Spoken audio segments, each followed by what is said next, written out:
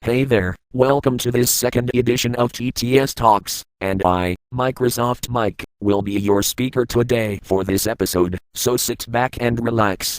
Today's topic is Qubix. To make things clear, we are not talking about the South Korean animated cartoon, Qubix Robots for Everyone. We are talking about Qubix, these little jigsaw puzzle pieces that you can collect, trade, and assemble into all sorts of neat 3D shapes, especially four-sided cubes. There are two different images, one on each side of a Qubix piece. On the back side of each piece is a portion of a larger image puzzle. The idea is that when one collects all of the Qubix pieces in a series, they could complete the image puzzle. In some cases, there are multiple image puzzles in a series, formed with the front or back side images of certain sets of pieces. The first Qubix pieces, which was introduced in 1999, were a promotional series for Warner Bros. Millennium 2000 event to celebrate the then upcoming new millennium. There were 36 Qubix pieces to collect in this series, and were distributed in specially marked packs of Walker's potato crisps in the United Kingdom. There was also a TV commercial directed by Uli Meyer, featuring not only Looney Tunes characters, but also British former football player Gary Lineker. In addition, there was a collector album for the Millennium 2000 Qubix pieces. It has slots for Qubix pieces to be inserted, in 4 sets of 9 pieces each, pertaining to their frontal images, which also happen to be parts of larger 9-piece image puzzles. But, the UK wasn't the only place where Qubix puzzle pieces were distributed. The Millennium 2000 Qubix pieces were also distributed in the Netherlands, in specially marked packs of Smith's potato crisps. Some featured depictions of Chester Cheetah, who we North Americans know most as the mascot for Cheetos. There were also a small series of 4 limited edition Qubix distributed in specially marked bags of Smith's Groovy Cheese popcorn. Along with that, there were larger-sized Mega Qubix, which were 4.5 inches across, and were also distributed by Smiths in the Netherlands.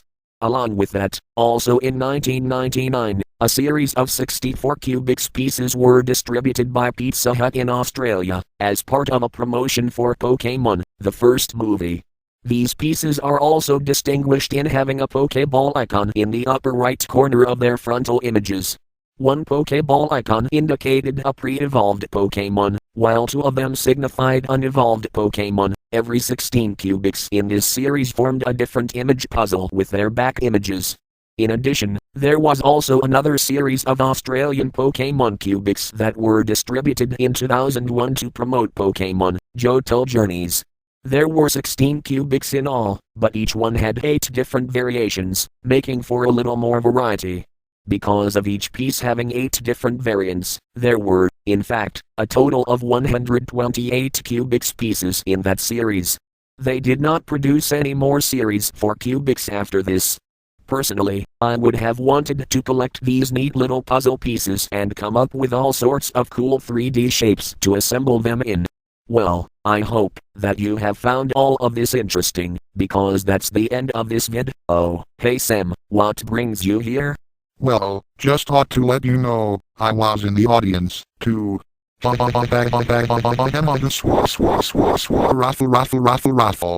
Along with that, I thought those Qubix pieces were pretty interesting.